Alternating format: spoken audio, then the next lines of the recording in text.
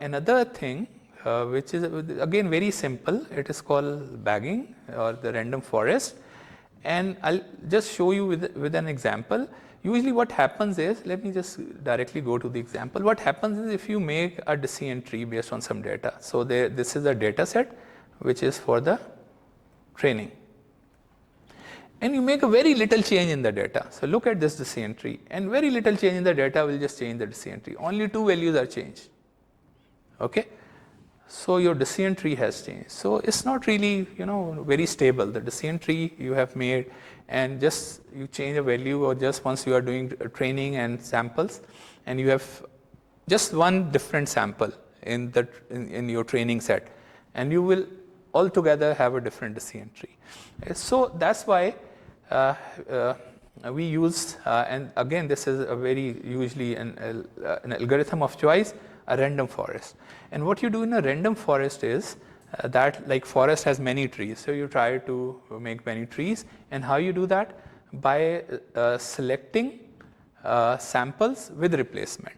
With replacement means that you will not, whenever you take out, for example, you take out 2 randomly and you put 2 back as well. So there is a possibility that you select 2 again.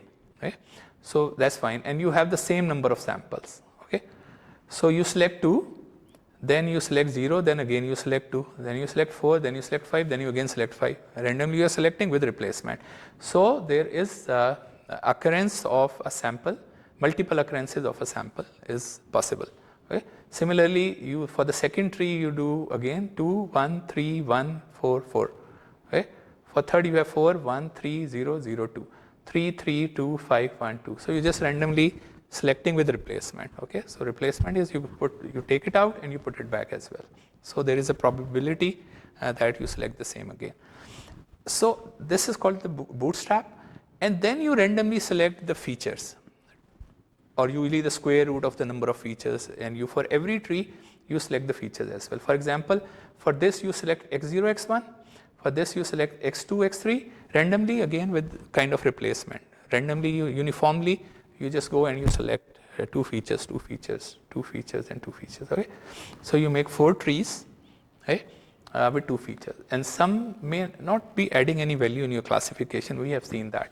But you just make a random tree, and now you create a tree. Okay? So you create 4 trees. Once you create 4 trees, and you can see that these are the leaf nodes, leaf nodes, leaf nodes, leaf nodes. And now comes a sample. So here is a sample which you need to, which has, this is x0, x1, x2, x3, x4, and you pass it through all the trees. Okay? Now once you have created this random forest, so a sample comes in, you pass it through all the trees, so you are going to get 4 answers. You get 4 answers, you do the majority voting, that what majority says, and you select that. If it is a regression, you just do the averaging.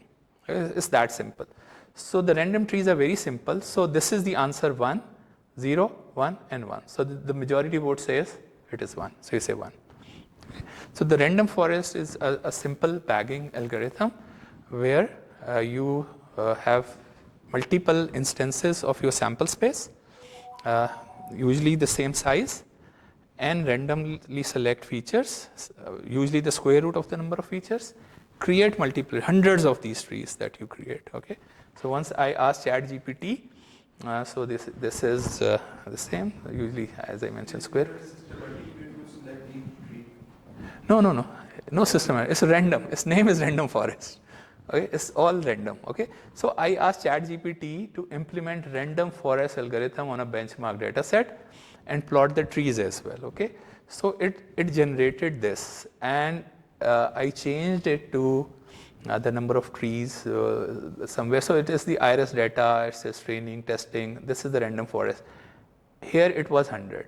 Okay, I changed it to 10 because I wanted to plot them. 100, I never wanted to plot 100 trees, but so it 100 smaller trees, and then just collecting them, and then getting accuracy of 1. So it gets good accuracy. So here is where I ask it to plot as well. So this is the plotting function, but this is the random forest with 10 trees. Okay, and your training, and then the prediction, and then the checking the accuracy. and here are the trees. Okay, I just plotted 4. So this is first tree, second tree, third tree, fourth tree, all the leaf nodes, and so it gives you 100% accuracy by having hundreds of these trees and just then passing the data. And so this is where